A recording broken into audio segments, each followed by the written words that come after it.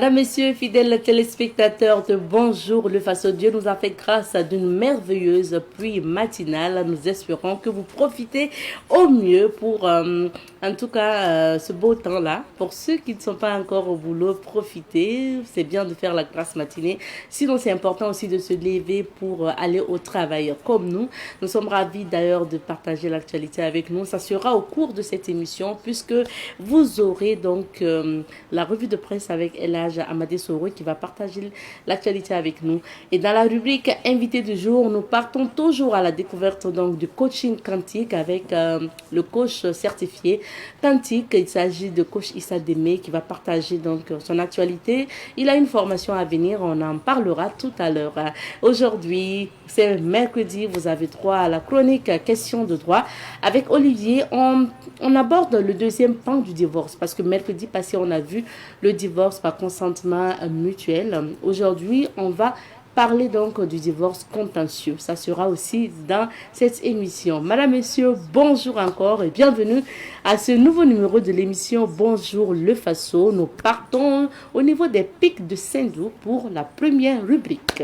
Nous partons à sa découverte, donc à travers notre rubrique à la découverte de bien sûr, et on part pour le témoignage du jour.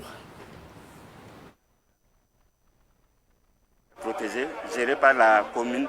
Parce qu'il y a des vestiges, les vrais restes du village, et les flèches empoisonnées qu'on ramasse toujours, et des morceaux de poterie. Et sur ces morceaux de poterie, il y a 5 décors différents qui représentaient les 5 quartiers qui avaient été mis en place ici depuis le XIVe siècle. Et des morceaux de chêne avec lesquels donc, on mélotait les captifs quand nos arrière-grands-parents partaient en guerre. On en trouve beaucoup de vestiges ici. On peut estimer à 30 000 visiteurs par an. Et qu'est-ce qu'il faut pour visiter ici? Il faut vraiment développer le tourisme interne avec les nationaux. La visite est payante? Oui, elle est payante, ça fait 500 par personne les nationaux. Et les non-nationaux, ça fait 1000 par personne. Et les fonds que génère ce site vont où? C'est-à-dire, les fonds que génère ce site, c'est énorme parce que on dira que les pics de Saint-Doux sont un trésor inépuisable pour nous. Voilà, c'est versé directement au trésor public. Et on peut estimer combien de millions par an? Là, je n'ai aucune idée sur ça parce que je n'ai aucune idée sur ça.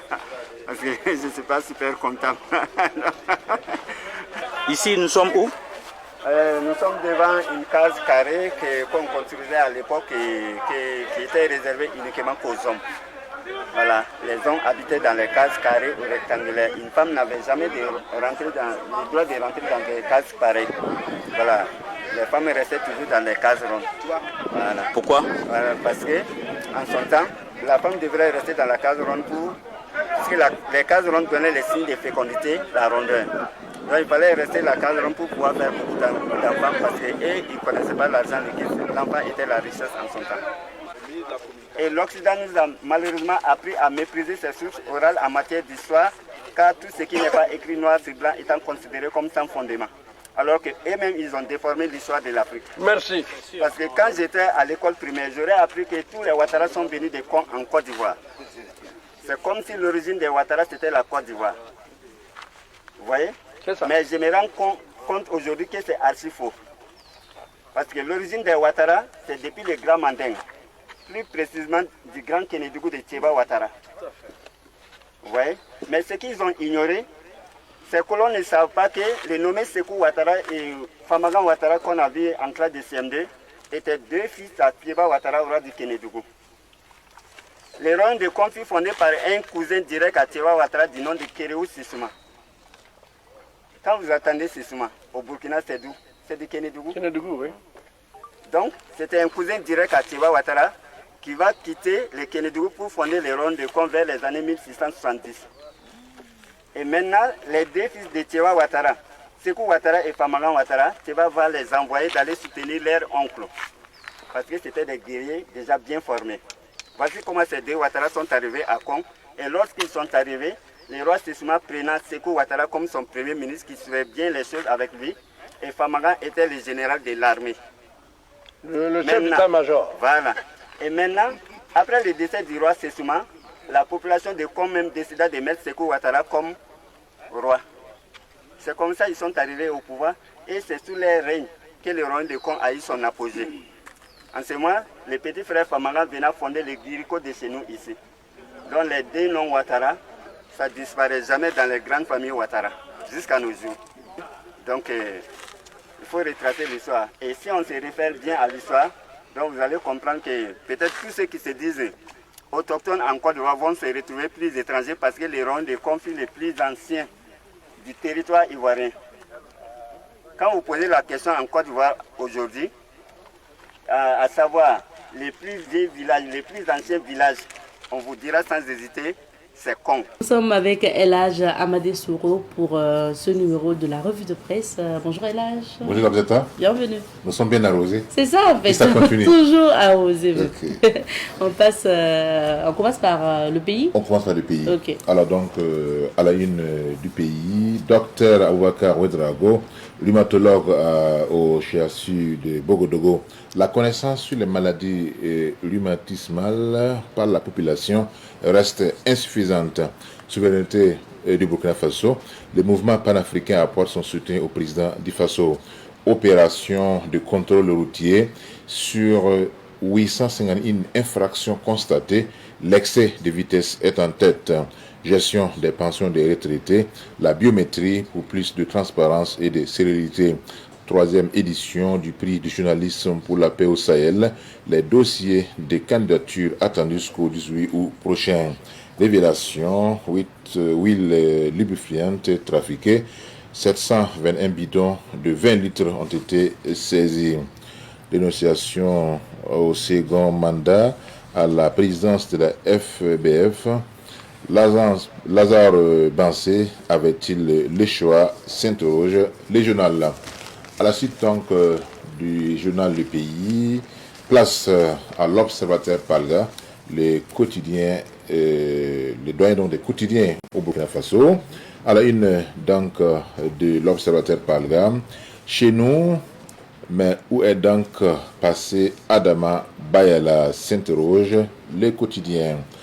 Non candidature de Lazare Bansé, des acteurs du sport Alfra offraient.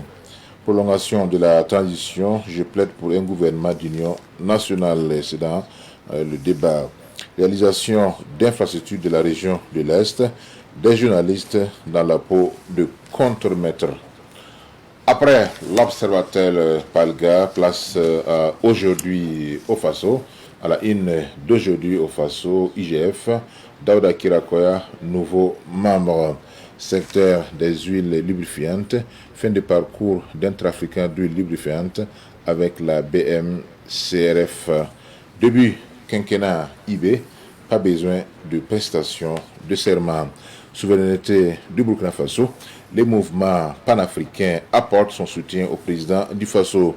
Durée de la transition en Guinée, le sermon préventif de l'Église sera-t-il entendu? Ghana, décès du professeur Francis Kouma, fils aîné de Kwame Nkrumah. Et nous terminons avec Sidoaya, le journal de tous les Burkinabés. À la une donc de Sidoaya, on murmure CHR de Koudougou, un personnel au dynamisme séduisant. Serment de peau à quand la mise en service de la morgue. Association professionnelle des entreprises de communication, plus de 17 millions de francs CFA pour l'effort de paix. Mercure, Ould Gazouani, maître à bord. Souveraineté du Burkina Faso, le mouvement panafricain apporte son soutien au président du Faso. 8e commission mixte de coopération Burkina-Tunisie, 8 accords signés.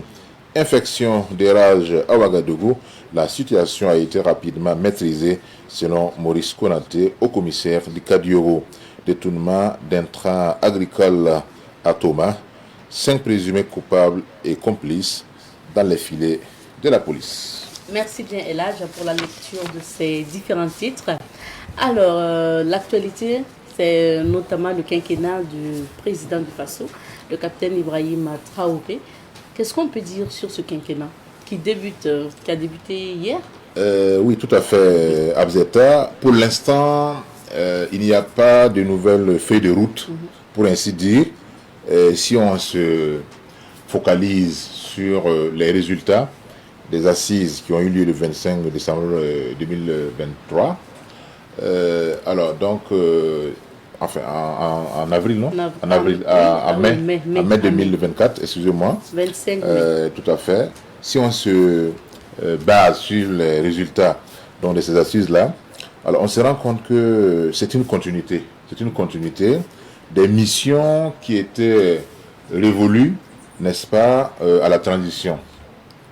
Si vous avez également suivi la sortie du ministre en charge de la justice, Baela, et il a donc signifié qu'il n'y a pas besoin d'une nouvelle prestation de serment.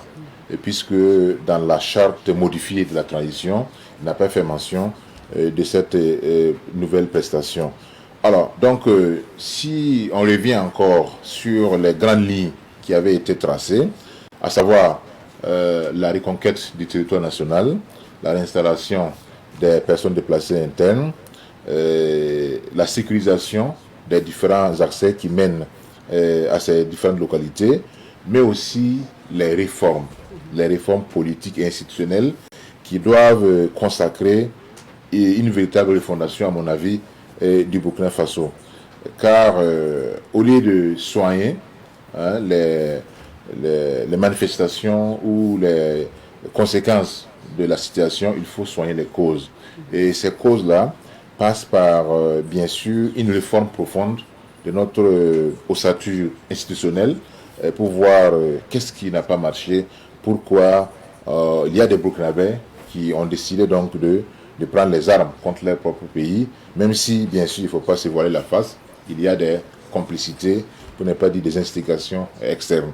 Donc ces réformes-là doivent nous permettre effectivement de soigner le mal au niveau de la racine et de prévenir en tout cas l'occurrence d'une telle situation à l'avenir.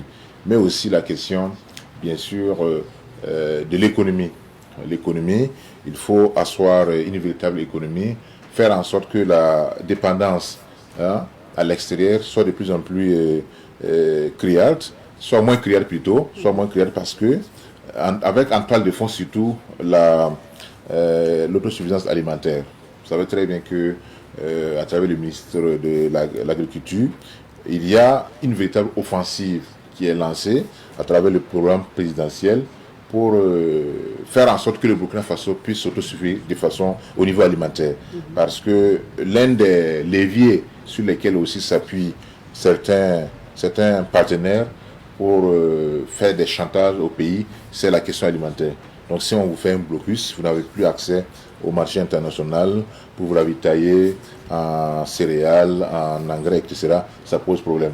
Nous avons vu également qu'aux côtés des nombreuses acquisitions en matière d'équipement militaire, il y a aussi des acquisitions en matière donc, de tracteurs, de produits agricoles. On a même vu que les engrais ont connu une véritable baisse. Tout ça, ça contribue effectivement, ça participe à cette vision de l'autosuffisance alimentaire. Il y a également, n'est-ce pas, la question de la réconciliation aussi. Réconciliation. Et sur ce point-là, j'aimerais donc donner mon point de vue par rapport à cette réconciliation. Puisqu'il y a deux types de réconciliation. Il y a ce que les politiciens appellent réconciliation nationale. On a vu ça par le passé, ce que ça donnait. Mais la véritable réconciliation nationale, c'est faire bloc derrière les forces combattantes pour qu'elles puissent libérer, n'est-ce pas, soutenir pour qu'elles puissent libérer les emprises. Et après cela, faire en sorte que les zones qui ont été touchées et que cela a contribué à mettre à mal le vivre ensemble, la cohésion sociale, que ces populations-là qui sont revenues et puissent de nouveau se parler, dire que c'était une mauvaise parenthèse et que cette parenthèse-là est passée. Et nous sommes des Burkinabés, on n'a pas un autre pays, donc on est obligé de vivre ensemble. Et pour cela, il faut taire les querelles. Il faut considérer cette période-là comme était vraiment une période troublante et que finalement, on a pu retrouver Donc c'est ce type de réconciliation que je vois. Sinon, cette réconciliation qui consiste à appeler les politiciens, les partis politiques, etc. à s'asseoir. Bon, on a vu ça par le passé, mais en réalité, ça n'a pas donné, puisque les querelles politiques là ne peuvent jamais finir. Mais il faut aller au-delà de cela, s'adresser à la population et de voir ce qui est possible pour en tout cas réunir le maximum de Burkinabés possible pour aller vers le nouveau Burkina. Moi, je mets l'accent beaucoup sur la refondation, parce que si on ne refonde pas en profondeur la société burkinabé, si on ne définit pas des repères autour desquels on peut mobiliser l'ensemble des Burkinabés, cela va poser problème. Et naturellement, on attend à ce qu'il y ait une communication officielle. S'il y a une modification de la feuille de route assignée à la transition, ou bien si on va donc continuer avec les mêmes institutions, puisque les dernières assises là, demain, ont fait des recommandations sur la composition des membres de l'ALT, et même sur l'augmentation de certains portefeuilles ministériels. Alors, ça veut dire qu'on pourrait s'attendre à des changements au niveau de l'ALT et du gouvernement? Absolument, absolument. On peut s'attendre à cela si les recommandations qui ont été formulées lors des assises là sont prises en compte.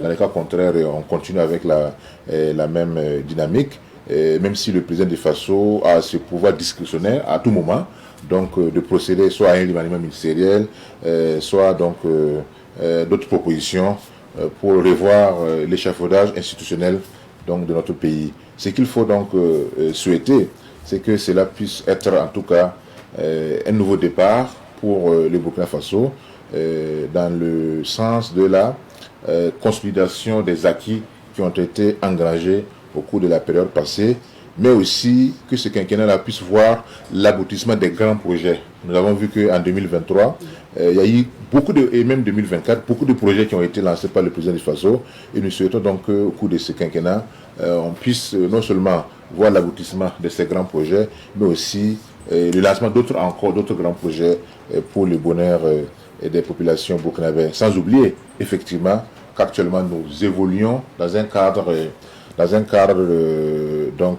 communautaire à travers donc l'AES. Il y a également, vous avez certainement suivi l'arrivée donc du président malien ici, qui a été bien accueilli. Et il y a eu également bien sûr des informations sur l'avancement donc des travaux en termes donc de projets économiques, en termes de projets structurants entre les différents pays de l'AES. Et je pense qu'au cours de ce quinquennat, nous pourrons voir l'aboutissement pour une véritable souveraineté et un développement endogène, comme cela est également mentionné dans la nouvelle charte.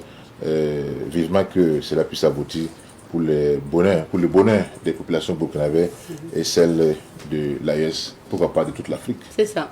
Et moi, je pense aussi que pour ce quinquennat-là, un des défis aussi, c'est notamment lutter contre la désinformation ou les fake news. Hein, absolument. Qui font ravage actuellement. C'est vraiment la réalité. Je pense que ça serait bien aussi qu'on puisse... Et là, il faut saluer les initiatives développées par le ministère de la Communication à travers la RTB, en faisant des émissions spéciales sur la désinformation.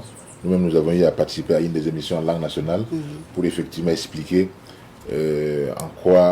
quelles sont les méthodes qui sont souvent employées par certains médias étrangers, notamment occidentaux, pour faire passer des informations, des fausses informations. Si on n'est pas averti, souvent c'est des gens qui sont doués dans le mélange des genres. Voilà, on rapporte les faits et on fait des commentaires, on mélange. Souvent, vous pouvez penser qu'en réalité, si vous n'êtes pas averti, que ce sont des faits. Or, c'est des commentaires, c'est des opinions.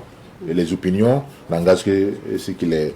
Et forcément, quand on essaie donc d'écouter, de lire en filigrane, on sait que c'est une communication qui est destinée à faire mal, qui est destinée à saper le moral des troupes, des forces combattantes, qui est une méthode qui est destinée à dire que finalement, votre choix qui a consisté à vous séparer de certains partenaires n'est pas un choix judiciaire et cela va vous coûter cher. Donc, c'est à nous maintenant, Burkinabés, de pouvoir, que ce soit les hommes des médias, les femmes et les hommes des médias, il ne faut pas oublier les femmes ici, les hommes et les femmes des médias, de décortiquer effectivement ces informations et de les mettre à la disposition du grand public, surtout dans les langues nationales, afin qu'ils puissent comprendre qu'on ne peut pas communiquer de façon innocente. Quand on communique, c'est pour atteindre un objectif bien précis.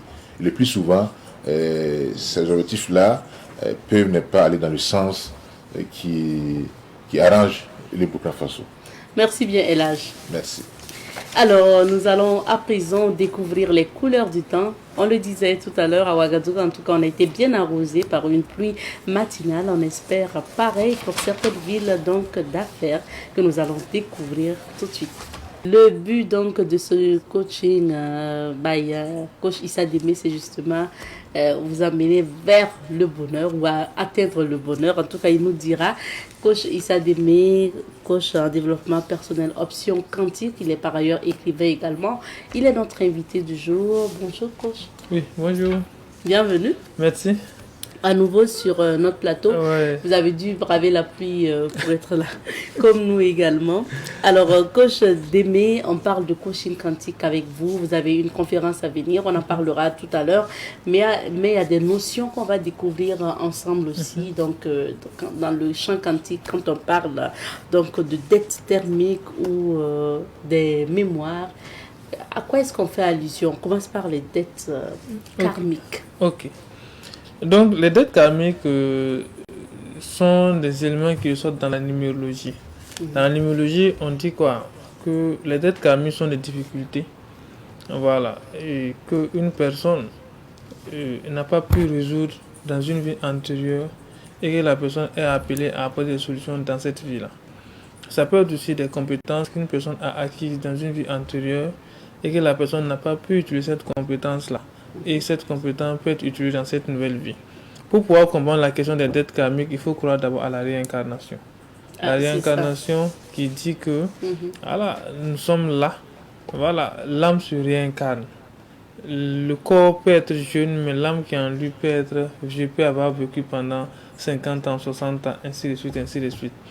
Mais il est difficile aujourd'hui de ne pas croire à la réincarnation parce que si vous voyez des gens qui sont nés à la même année, qui ont les mêmes âges, qui ont fait les mêmes écoles, mais d'autres c'est comme si c'est l'univers même qui venait leur donner de la compétence. Ils sont tellement brillants, ils apprennent vite et mieux, ils arrivent à avoir accès à certaines à s'en sortir, tandis que d'autres ne font pas assez d'efforts, mais c'est comme si ils étaient assis et tout leur vient. Donc c'est lié au fait à ces questions-là. Maintenant, les dettes c'est assez important. Il y a des gens qui peuvent avoir des dettes sur la naissance, d'autres ont des dettes sur l'argent, parce que dans une vie antérieure, une personne peut avoir eu beaucoup d'argent et il n'a pas su gérer, et il va revenir dans cette vie-là pour pouvoir, ou une personne aussi peut avoir eu beaucoup d'argent, avoir perdu beaucoup d'argent, et dans cette vie-là, ça va lui poser énormément de problèmes. Il peut avoir des dettes sur beaucoup de choses. Donc lorsqu'on fait une bonne consultation en numérologie, on va faire ressortir maintenant ces dettes-là. Mais on va vous expliquer à quoi renvoient ces dettes, mais on vous expliquera aussi comment faire pour les réparer ou les résoudre. Nous, on ne parle pas de paiement, on ne va pas dire payer une dette, parce que, comme j'ai dit, ça peut être une compétence. Mais on va vous dire comment les résoudre. Et c'est là, on fait une parenthèse pour dire au fait à certaines personnes qui sont âgées et qui pensent qu'ils sont au soir de leur vie. Malheureusement, ils ne doivent pas se former. On leur dit, il faut vous former. Parce que la compétence ne vous sert pas dans cette vie-là. La compétence va vous servir dans une vie. Voilà, après. Ça veut dire que le quantique croit à la réincarnation bon, au fait, à une autre vie. Oui. Ici, je ne suis pas purement dans le quantique, mais je suis dans la numérologie. La numérologie qui peut être un outil complémentaire du quantique. Voilà, donc, lorsque vous êtes dans le quantique va nous envoyer à la spiritualité et à la métaphysique. Mais on ne peut pas être spirituel sans, au fait, comprendre les notions de la numérologie parce que, comme le disait Pythagore, il dit tout l'univers est mathématique et les nombres peuvent tout expliquer. Donc, nous sommes dans un monde où tout est vibration et les nombres, au fait, permettent au fait de pouvoir atteindre ces vibrations-là. Donc, la première règle, c'est la réincarnation, mais vous allez voir que la question de la réincarnation, ce sont des faux débats, mais même dans la culture africaine, les gens croient à la réincarnation. C'est pourquoi vous allez voir qu'il y a des noms qu'on appelle Yawuri, Voilà. Pour qu'il y a eu, parce qu'on s'est dit que la personne qui est venue là a les caractéristiques de Yaba, donc c'est mieux qu'on lui donne aussi. Voilà. Et les gens avaient, c'est pourquoi on ne donne pas le nom au hasard. Avant de donner un nom, il fallait d'abord étudier l'enfant. Donc on va aller faire ce qu'on appelle la chiromancie. La chiromancie qui est de lire au fait dans les mains. Voilà. Donc ça, c'était des pratiques qui étaient dans la tradition. Et que à travers ces pratiques-là, on donne maintenant un nom à l'enfant. Et l'enfant va véhiculer, va utiliser au fait l'inné ce nom-là pour refléter la personnalité, voilà, dans la société. Donc tout ça, en fait, c'était des pratiques qui se faisaient. Mais la question des dettes est réelle. Une personne aussi qui a posé de mauvais actes. Quand vous parlez de dettes, ce n'est pas forcément des dettes financières, ce sont des actions. Oui, c'est pas, ça n'a rien à voir avec la finance. D'accord. Ça, c'est purement, je dirais quoi, métaphysique, ça n'a pas de rapport avec. C'est lié en fait à votre karma. Quand on dit à votre karma, c'est la destinée et tout ce qui s'en suit. C'est lié à votre karma. Okay. Voilà. Ça veut dire, vous pouvez les actes, quand on dit poser de bons actes, poser de bonnes actions, voilà. Et quelles que soient les bonnes actions seront récompensées. C'est la question de travailler les dettes karmiques. Si vous posez des bonnes actions, voilà. Mais si vous posez aussi des actions qui ne sont pas nobles, vous allez forcément payer. Vous brimez des gens, vous allez forcément payer. Donc c'est pourquoi vous allez voir que dans le langage courant, quand vous posez des actes, on va vous dire faites attention parce que le karma est là. Alors, faites attention parce que le karma. Quand on dit faites attention parce que le karma est là, vous pouvez ne même pas payer dans cette vie-là, mais dans une vie antérieure. Raison pour laquelle vous allez voir qu'il y a certaines personnes, quand ils voient des gens qui souffrent, ils n'ont pas souvent de la pitié pour ces gens-là, parce qu'ils se disent qu'ils sont là pour éponger une dette. Est-ce que vous voyez certaines personnes d'un certain âge qui n'arrivent pas à s'en sortir, qui souffrent énormément, que ce soit qui a des difficultés peut-être de santé, des difficultés, mais il n'a pas de l'assistant autour de lui. D'autres n'ont pas de la compassion pour ces gens, parce qu'ils se disent tout simplement que si la personne avait fait de bons actes dans une vie antérieure, il ne subirait pas au fait des conséquences. Est-ce que vous voyez? Donc, vous savez qu'il y a des gens même qui viennent tout simplement pour faire l'expérience de la pauvreté. Parce que dans une vie antérieure, ils ont fait l'expérience de la richesse. Ils viennent sur cette terre-là pour faire l'expérience de la pauvreté. Donc, tout ça, ce sont des mécanismes au fait, qu'on peut retrouver au fait, à travers les questions numérologiques. D'accord. Et qu'en est-il des mémoires? Les mémoires, au fait, nous sommes à cheval entre 4 mémoires. Nous avons la mémoire générationnelle, la mémoire transgénérationnelle et la mémoire transgénérationnelle, la mémoire familiale et la mémoire karmique. Donc la mémoire générationnelle, c'est quoi? C'est lorsque vous aviez au fait des difficultés, mais liées. C'est-à-dire quoi? On dit notre ego en fait enregistre l'ensemble au fait des peurs que nous avons subies dans une vie antérieure, et dans cette nouvelle vie-là, ces peurs-là surgissent. Est-ce que vous voyez? Alors quand on parle de mémoire, c'est quoi? Les mémoires sont au fait des dettes ou des difficultés qui sont liées au fait au lien matriarcal ou patriarcal. C'est-à-dire des difficultés que vous allez subir, pas par vos propres actes, mais par les actes au fait des parents. Est-ce que vous voyez? Ça, c'est générationnel, des parents directs. Maintenant, transgénérationnel, c'est ce qui est lié aux aïeux, c'est-à-dire les grands-pères qui l'ont fait. Et ça y est là. Vous allez voir que les noms de famille avant, c'est pourquoi quand on dit les noms de famille, même au Burkina ici, on dit Sawadogo, tout le monde voit la pluie parce qu'ils sont en mesure de pouvoir appeler la pluie. On dit Tapsoba, tout le monde voit des guerriers. Donc ça veut dire quoi? Que ce sont des noms. Et ça, c'est lié au fait à ce que les aïeux ont fait par le passé. Et on vous attribue cette image-là. Est-ce que vous voyez? Mais c'est pas seulement l'image, l'énergie aussi suit. Est-ce que vous voyez? Donc, ensuite, vous avez la mémoire au fait, familiale. La mémoire familiale, c'est quoi? Ça, c'est lié aux parents directs, mais qui sont liés au trauma. J'expliquais la dernière fois qu'il y a une étude qui a été menée au laboratoire de Suisse et il a été dit que lorsque une mère qui est enceinte, subit des traumas, c'est-à-dire des actes traumatisants, ces traumas-là vont se répercuter sur 3 générations de cette femme-là. C'est-à-dire les enfants jusqu'à la 3e génération. L'ADN là. Donc ça veut dire quand on parle de mémoire familiale, ça c'est lié au fait aux conséquences subies par l'ADN directement. Et là, c'est jusqu'à 3 générations que ces conséquences-là vont se répercuter. Et vous aviez maintenant la mémoire karmique. Et la mémoire karmique est simple. Ça c'est tout simplement lié au karma. Maintenant, ça peut être lié à l'ethnie, ça peut être lié au fait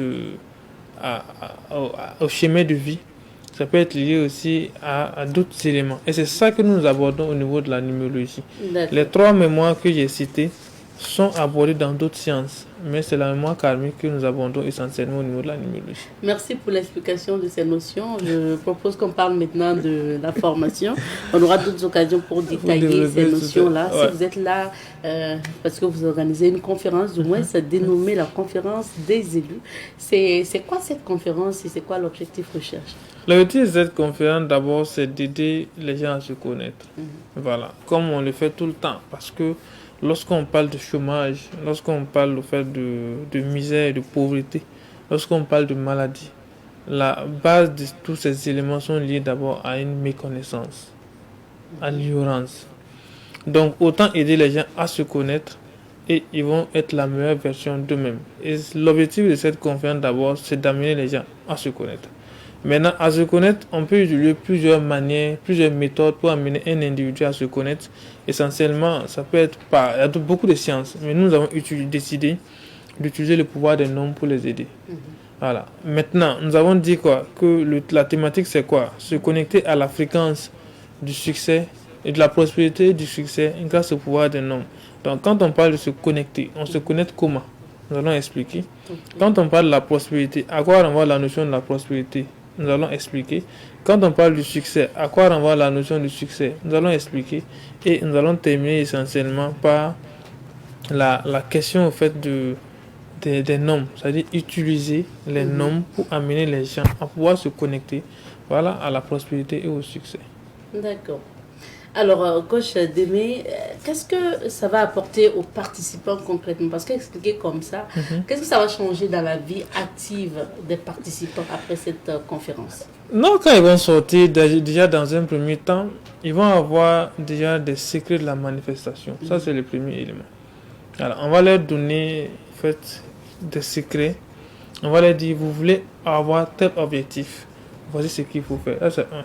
2, vous saviez, les gens sont perdus aujourd'hui par la méconnaissance de leur mission de vie, des métiers dont tu dois faire, des professions dont tu dois être pour être épanoui. Toute personne qui viendra à cette conférence va d'abord connaître son chemin de vie. Au-delà de son chemin de vie, il va connaître au fait son chiffre porte-bonheur. Après cela, il connaîtra au fait ce pourquoi. Quelles sont les aspirations de son âme en matière de métier et quelles sont les aspirations au fait de sa vie en matière de métier. Est-ce que vous voyez? Donc nous allons détailler ça. Pas de façon individuelle. Chaque personne qui rentre dans cette salle, voilà, chaque personne qui mettra son pied dans la salle, nous allons, puisque les gens seront catégorisés dans 9 domaines. Et chacun de nous appartenons forcément à l'un de ces 9 domaines-là. Domaine de métier ou... Non, c'est des domaines un peu liés au nombre. Nous appartenons tout simplement à chacun des 9 domaines. Et chaque domaine a des caractéristiques en matière de qualité, en matière de profession, en matière de mission. C'est à travers des questionnements que vous pouvez classer... Oui, à travers des questionnements et des calculs. D'accord. Donc nous allons faire des calculs et chacun sera dans une catégorie. Et dans cette catégorie, on te dira, voici ce que tu dois faire pour être en paix avec toi. Voici ce que tu dois faire pour atteindre la prospérité. Voici ce que tu dois faire pour atteindre le succès. Ça sera pratique et concret. D'accord. Voilà.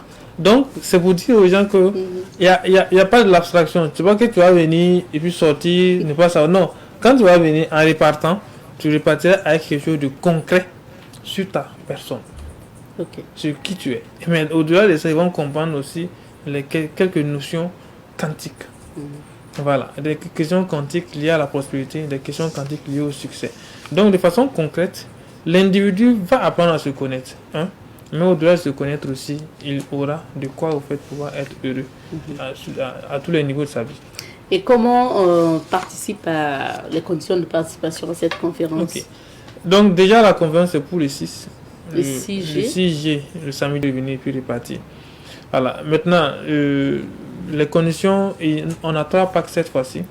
Voilà. On a au fait le pack de 15 000 qui donne droit à la formation et 20% de réduction pour tout ce qui est comme conférence, comme formation qui va venir. La conférence de novembre essentiellement. Vous avez le pack de 30 000, vous avez le pack de 45 000 francs. je ne sais pas si je peux un peu détailler le pack de 45 000. Le pack de 45 000 est un pack assez essentiel, dont l'objectif, ceux qui vont prendre ce pack-là ont un avantage de près de 300 000 francs qu'ils vont avoir. Puisque d'abord, on va leur donner, ils vont devoir participer à la conférence. Ensuite, ils auront offert 50% de réduction à la conférence de novembre. Ils auront aussi un livret de vie qui coûte énormément cher. Ils vont avoir un pack de vidéos qui a une valeur de 125 000 francs. Et ils auront offert un livre sur la prospérité qui a une valeur de 22 000 francs. D'accord. Voilà. Donc, c'est tout le ça. Le livret de vie personnalisé, hein, oui, je suppose. Okay. Chacun, ceux qui prennent ce pack-là, au-delà des calculs que nous allons faire, on va élaborer un livret de vie complet. C'est un document de près de 20 à 25 pages sur eux-mêmes. C'est-à-dire toutes les informations qui seront comprises, qui seront à l'intérieur de ce livret, seront adressées spécialement. Vous êtes en train de parler, je me demande si certains ne se disent pas, est-ce qu'il n'y a pas de la magie dans cette affaire-là? Bon.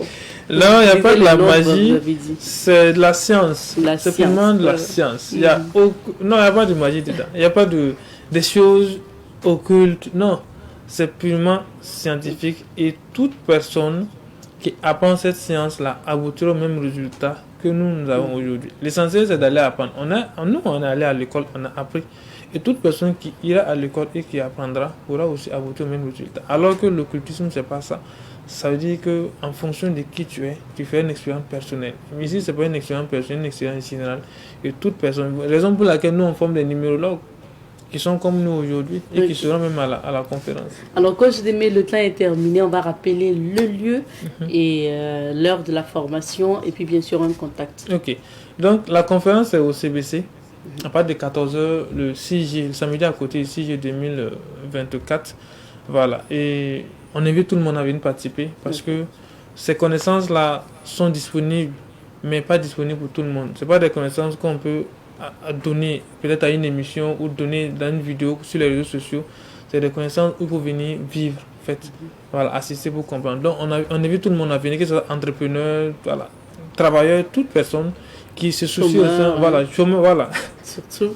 Voilà, qui se soucie en tout cas de sa prospérité et de son succès, on l'invite à venir. Inscrivez aussi les enfants, comme le but c'est sur qui je suis et qu'est-ce que je dois faire. Les enfants aussi, quel que soit l'âge, aussi peuvent peut-être apprendre cela. Le contact coach 54 96 09 92. Voilà, donc 54 96 09 92. Merci bien, coach. On s'arrête ici pour cet entretien. Marquons une petite pause, le temps de retrouver d'autres invités. Nous recevons à présent M. Antoine Bado. Il est assistant marketing à Canal Plus Burkina. Il est là pour nous parler des offres Canal Plus. Bonjour, M. Bado. Bonjour. Bienvenue. Bien, merci. Alors, parlez-nous déjà de vos offres en cours. Merci beaucoup et bonjour à tous, chers abonnés de Canal Plus Burkina. C'est tout un plaisir pour Canal Plus de se retrouver ici ce matin afin de partager avec vous ce qu'il y a de nouveau chez Canal Plus. La riche programmation continue sur les bouquets Canal Plus. Action, émotion, frisson, découverte, détente, loisirs, sport sont toujours au rendez-vous sur les bouquets Canal Plus.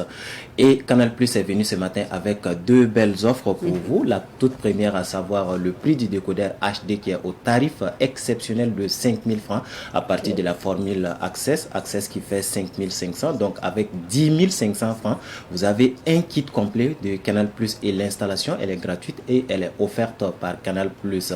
La deuxième bonne nouvelle est que Canal Plus vous donne 30 jours de bonus à la formule Tout Canal Plus pour tout maintien de réabonnement à sa formule en cours ou si vous passez à la formule supérieure. Donc pour le dire terre à terre, ça veut dire que si vous avez un abonnement de 5 500 francs, reconduisez votre abonnement de 5 500 ou vous passez à la formule supérieure et vous avez un abonnement de 44 000. Ce qui est encore plus merveilleux est que vous pouvez profiter de cette offre-là 2 fois pendant cette période promotionnelle. Ah oui, 2 fois. Oui. Alors, donc c'est le nouveau décodeur qui a combien vous avez dit l'ancien décodeur. Ah, voilà, l'ancien décodeur. Oui, maintenant, parlons du nouveau décodeur. Voilà, donc le nouveau décodeur, c'est, je dirais tout simplement que c'est de la technologie ajoutée à de la technologie, ou encore appelé décodeur connecté qui marche avec la connexion Internet. C'est un décodeur qui vous permet d'assurer la continuité de vos programmes en temps d'intempéries. Voilà, donc il corrige les erreurs de l'autre décodeur d'or et déjà, et vous permet également d'accéder à une large gamme de variétés de programmes déjà disponibles sur l'interface que vous pouvez aller regarder. Ça veut dire que si vous avez manqué un programme, plus de panique, vous pouvez aller regarder ce programme-là. Et c'est le décodeur G11 est à 20 000 francs à partir de la formule Évasion Plus. Donc Évasion Plus que vous connaissez qui fait 22 000 francs actuellement. Donc le nouveau décodeur c'est à 44 000 francs. 44 000 francs. Oui. Maintenant, quels sont les différents moyens de réabonnement? Aujourd'hui, pour se réabonner à Canal+, vous le savez, c'est très simple, facile. Vous pouvez le faire en tout temps, en tout lieu, soit en point de vente, c'est-à-dire dans une boutique Canal+, chez nos distributeurs agréés, dans nos enseignes ou nos différents points de recharge. Il y en a plus de 1200 au Burkina Faso, ce qui veut dire qu'à chaque 100 ou 200 mètres de chez vous, il y a un point de recharge. Vous pouvez également le faire avec le paiement mobile, avec Orange Money, Move Money, Wave Burkina, EcoBank Mobile et Coris Money. Donc les moyens de paiement sont diversifiés pour vous permettre en tout cas de pouvoir vous réabonner facilement. Pour se réabonner aussi, il faut d'abord une bonne installation Canal+. Tout à fait, parce que actuellement, vous voyez, nous sommes sous la pluie, donc il peut y avoir des décrochages de signaux ou des perturbations sur votre matériel, et nous tenons à rassurer l'ensemble de nos abonnés que nous avons un service après-vente de qualité. Nous avons des techniciens agréés Canal+, équipés, bien formés partout au Burkina Faso pour vos besoins d'installation et de dépannage d'antenne. Vous pouvez profiter de la garantie de 6 mois sur les installations effectuées par ceci et 12 mois sur le matériel en cas de défaut de fabrication. Je le précisais tout à l'heure que l'installation elle est gratuite en ce moment même. Si vous avez besoin d'un technicien, c'est simple, rendez-vous en boutique ou appelez le 3075 qui est le numéro du service clientèle de Canal+ Burkina. Vous avez également la possibilité d'écrire directement aux techniciens agréés de Canal+ sur leur plateforme par WhatsApp au 54 44 27 27. On va vous prendre en charge rapidement. Ok. Oui. Alors, ce sont les vacances. On sait que les enfants sont à la maison, suivent la télé. Donc, c'est important aussi de parler du code parental. Oui, c'est très important. Nous sommes dans cette période de vacances et beaucoup d'enfants vont faire face à la télévision. Donc, il est très important pour les parents de contrôler le type de programme que les enfants vont regarder pour ne pas les exposer à des contenus inappropriés. Donc, Canal+, qui tient à vous rassurer que nous sommes une entreprise citoyenne soucieuse de l'éducation, de l'épanouissement et du bien-être des populations que nous servons et respectant les dispositions légales de l'industrie en matière de diffusion. Nous affichons les pictogrammes indiquant les limitations d'âge sur les programmes que vos enfants doivent regarder.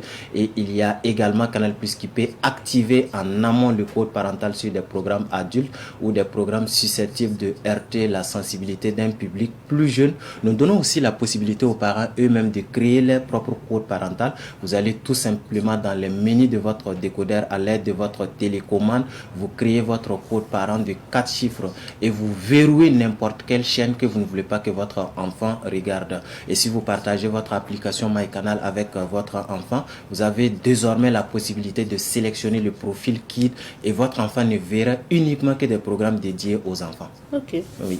Votre mot de fin, M. Bado?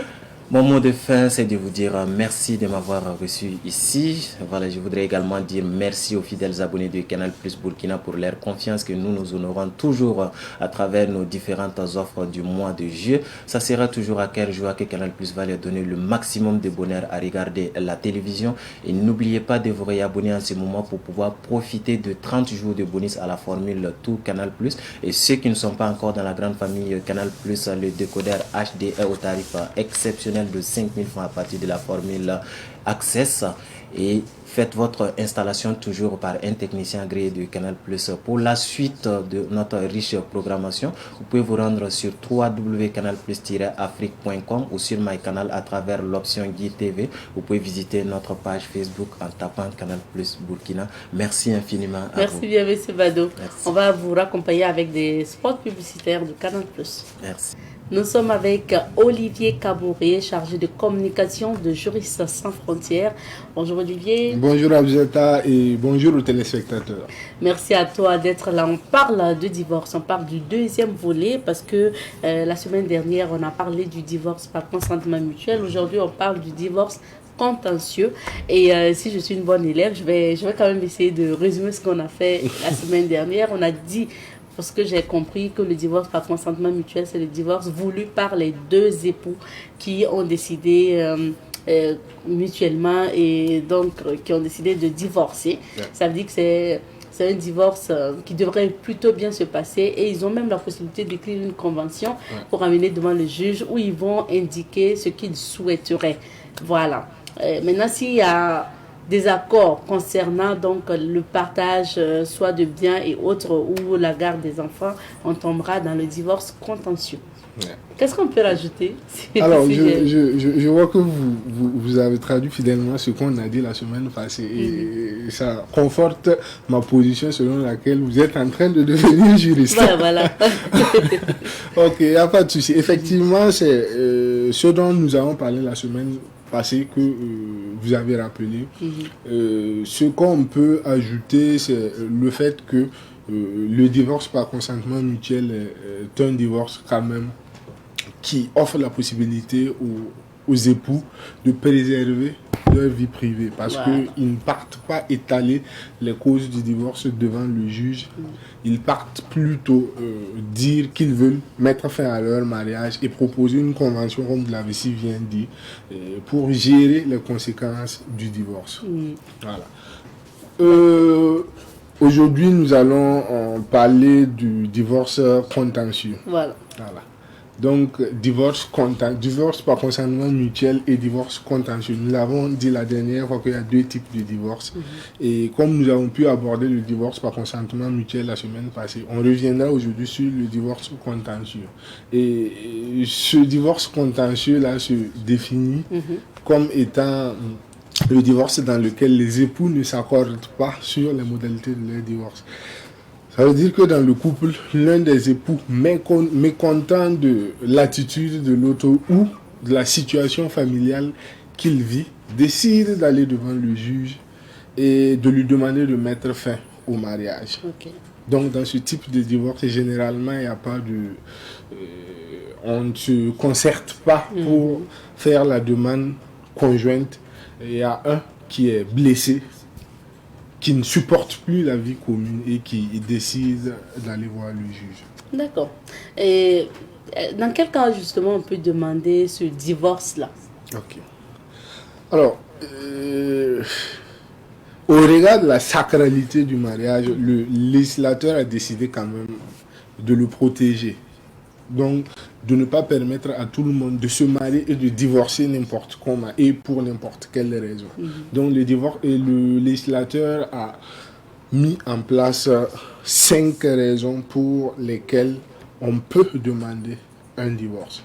Voilà. Et la première raison, le législateur dit que lorsque la vie commune devient intolérable par suite d'adultère, d'excès de sévices ou d'injures graves, quand le principe de respect mutuel, ou du moins l'obligation de respect mutuel des époux n'est plus au beau fixe, on a la possibilité d'aller devant le juge et de demander le divorce.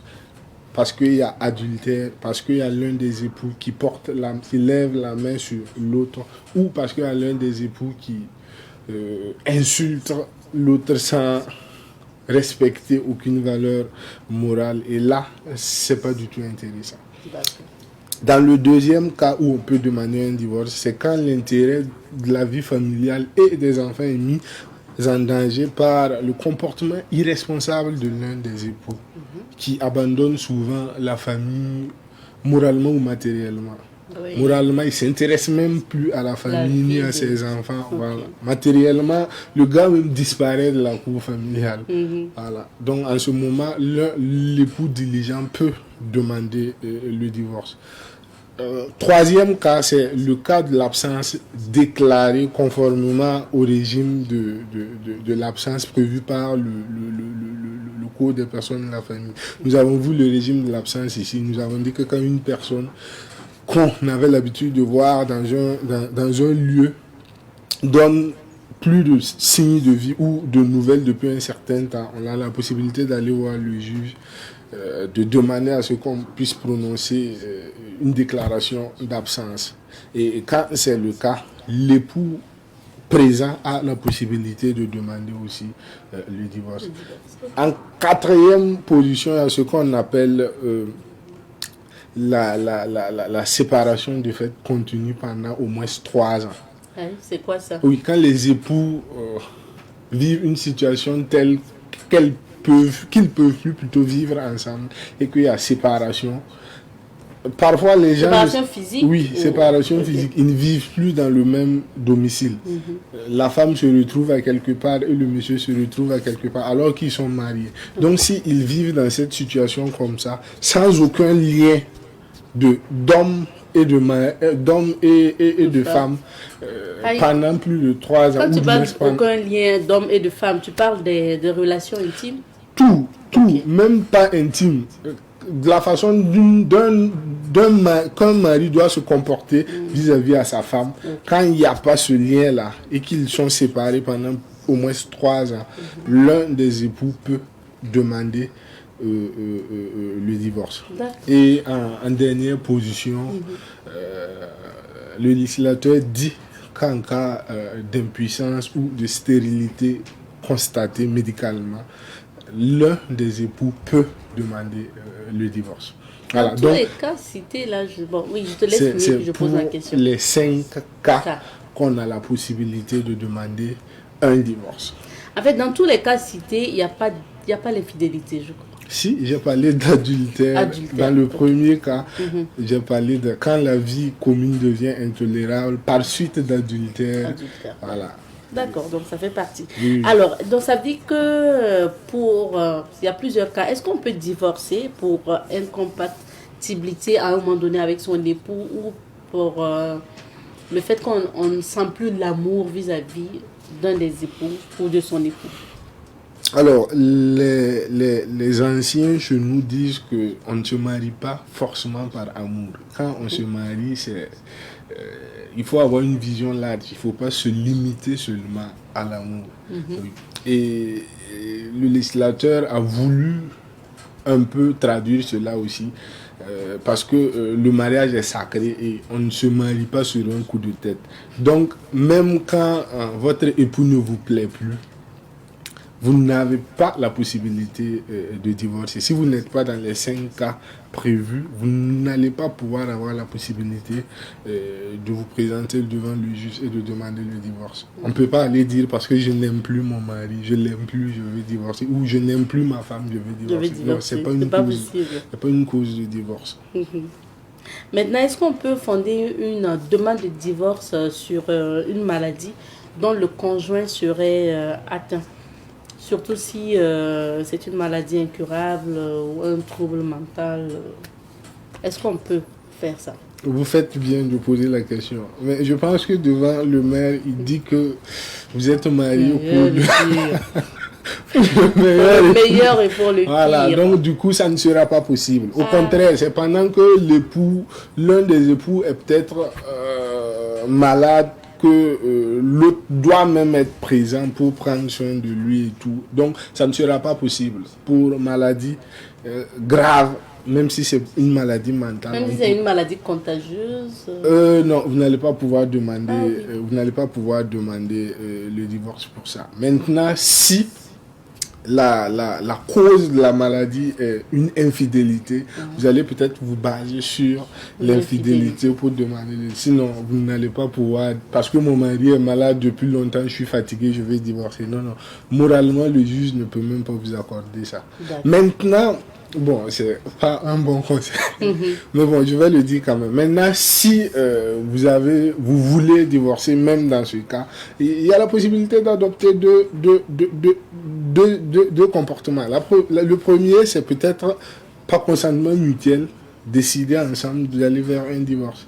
Ça, c'est le premier cas. Mais le deuxième cas, vous partez ailleurs. Et au bout après 3 ans, vous partez demander le divorce. Bon, c'est pas un bon conseil. Pour dire que vous êtes séparés tout à fait. depuis 3 ans. Donc voilà. Vous venez séparation continue de fait depuis 3 ans. C'est bien qu'on en parle parce que heureusement qu'aujourd'hui, avec l'évolution de la médecine, le sida ne tue plus comme ça. Parce que si on arrive à prendre les médicaments normalement, en principe, ça devrait aller. Parce que beaucoup de couples en son temps, dans les années 2000, se sont disloqués comme ça. Parce qu'il y a eu monsieur ou madame qui est allé ailleurs, qui a ramené, par exemple, le VIH-sida à la maison. Et après, bon, de risque de contagion, l'un des époux quitte, même si souvent ils ne partent pas jusqu'à demander, souvent même ils quittent sans demander le divorce. Donc c'est bien qu'on en parle. Pour maladie, c'est pas possible, donc il faut trouver d'autres astuces. On peut se baser sur l'infidélité plutôt. Ok. Tout à fait. Maintenant, qu'entend-on par manquement de devoir de cohabitation? Ok. Le devoir de cohabitation est l'un des devoirs sacro-saints du mariage. Et c'est un des piliers même du mariage. Parce que quand on se marie, on est obligé de cohabiter. Et le manquement à ce devoir-là, c'est le fait, par exemple, pour le monsieur d'aller vivre chez sa maîtresse ou pour la femme d'aller vivre chez son amant en abandonnant la famille. Ou le cas où la femme quitte la maison familiale et se retrouve chez ses parents en famille et abandonne son mari. Oui. Ou le cas où l'un des époux est peut-être affecté ailleurs et l'autre époux, sans raison valable, décide de ne pas suivre son mari, par exemple, à son lieu d'affectation. Donc ces cas peuvent être considérés comme des cas d'abandon de famille ou d'atteinte au principe ou à l'obligation de cohabiter. D'accord. Et c'est devant quelle juridiction, du moins, les époux doivent aller pour un divorce contentieux? Ok. Pour le divorce contentieux, pour tout divorce, la juridiction compétente, c'est le tribunal de grande instance. Parce que le tribunal de grande instance est exclusivement compétent pour l'état des personnes, pour tout ce qui concerne l'état des personnes. Et maintenant, quel tribunal de grande instance touché? Il y a 3 possibilités ici. Premièrement, il y a le tribunal du domicile de l'époux qui vit avec les enfants mineurs. Ok. Ensuite, il y a le tribunal du domicile commun si les époux vivent ensemble. Et finalement, il y a ce qu'on appelle le tribunal du défendeur, c'est-à-dire la personne qui n'a pas soulevé l'initiative. Si c'est le mari qui demande le divorce et qui ne vit pas avec sa femme, et que sa femme aussi n'a pas d'enfant mineur avec elle, ou que tous les deux ont au moins un enfant mineur avec eux, il sera obligé d'aller dans le tribunal du domicile de la femme. Si c'est la femme aussi, ça sera le cas. On part dans le domicile du défendeur si les 2 premiers cas que j'ai cités ne sont pas présents. D'accord. Alors, Olivier, on me signale que le temps est terminé alors qu'on n'a pas encore abordé la procédure donc, du divorce contentieux qui peut être, qui devrait être bien détaillée. Donc, je pense qu'on va remettre la procédure à la semaine prochaine pour encore mieux détailler pour ceux qui sont, par exemple, dans ce cas-là. Ça peut leur être utile. Merci beaucoup à toi d'être passé sur ce plateau. Merci bien à vous. À mercredi prochain.